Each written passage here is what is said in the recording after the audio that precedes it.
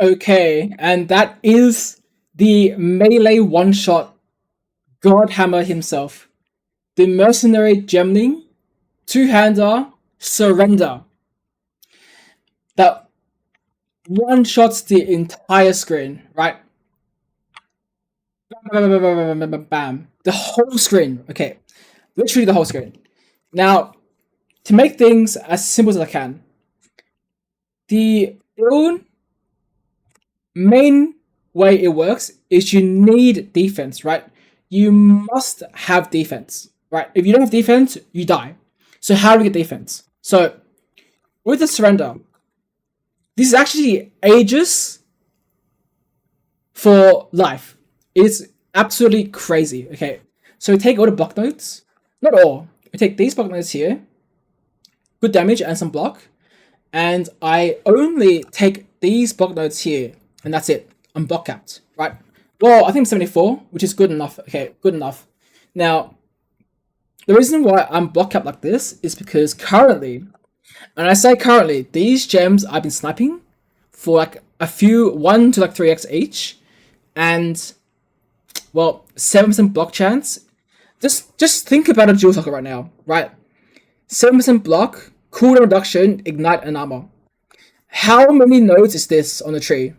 Right, so one node here, one node over here, 2 points, cooldown recovery, 3 points. Last node is ignite chance. I don't know, where's the ignite chance? 4 points, I guess, right? 4 points over here. 4 points. And it's better, because these mods roll higher. So it's like 6 points worth of nodes on a jewel. So jewels are by far your best friend. So if there's 3 nodes for jewels, we want them. We want them, right? So then my next node here is probably going to be here, and that should give me block cap and whatever, right? And the pathing here is not bad either, because it's strength, right? We are a strength-based build. Speaking of, Giant's Blood is the requirements to use a mace, which here's the mace, and the shield. So my mace is good, but not great, okay? Good, but not great. It has a good physical percent and a decent physical flat. And that's about it. So melee skills +4 is pretty good.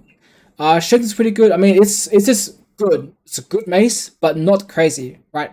And it's actually a low level base because the strength requirements are 142. Now I'm at 527 strength, and I'm moving towards the 600 threshold soon. I'm gonna try, right, with more levels. I'm level 86. If I hit like 90, 92, I think I should get the strength to get a expert laden more, which would be the best in slot, right? But that's gonna be very expensive. And speaking of gemling, now I have these notes here. Most important, okay? And currently for the third ascendancy, I have this on here. So quality gives a lot to the melee skills, a lot. But for the fourth ascension, we're gonna go up here and get 90 max res. Okay, so I've covered block and potentially res after I cap my res, right, at 90. Now, what about, taking the hits? So we are obviously exploiting Cloak of Flame. Cloak of Flame has 40% fizz taken as fire. Now that is insane. Okay, the way armor works in this game is that the bigger the fizz hit, the worse armor is. So every time you shift a portion of fizz hit into something else, like fire, then your armor becomes much, much better. And so my armor here is 6.5k, but in maps, I think it's around 12k, 11k? I think it should be 12k, because as you see, I think you should see, actually, I'm not sure I have to change the build, but I have scavenging plating, and I think I'm proccing this, but I'm not 100% sure. I'll have to double check, because I changed some things. I'll have to double check again, but that's where my armor is, and then we use armor, critical hits, armor as stun threshold, so now we can't get stunned, and armor applies to fire. Okay, and also armor from strength. So that's what 100 armor, 104, 101, like 300, that's 300 flat armor, right? Really good, really good. And that is pretty much the base of our defenses, right? So good freeze mitigation, good early mitigation, and 75 chaos rest. You need 75 for high tier red maps, right? So T16s, T15s, you must have 75. You must. You must. Now, next thing.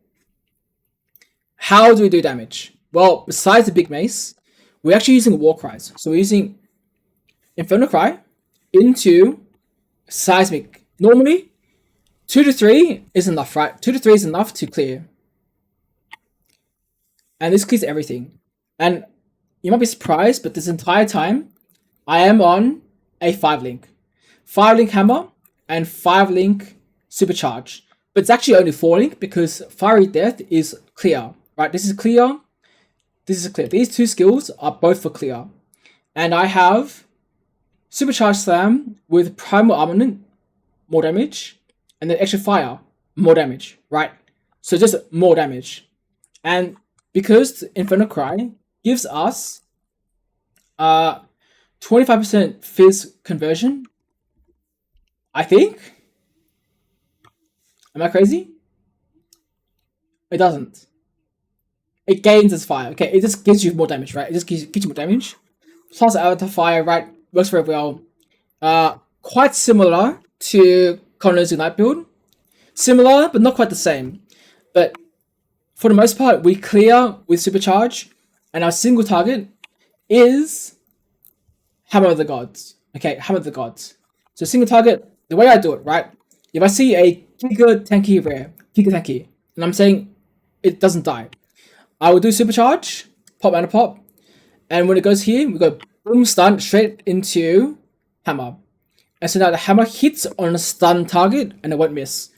And the damage will one-shot everything but bosses, right?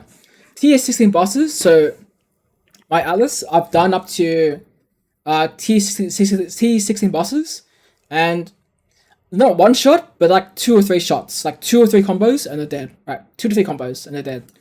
And the whole time just hold block, right? You just bam, bam. Oh, sorry, don't cancel it.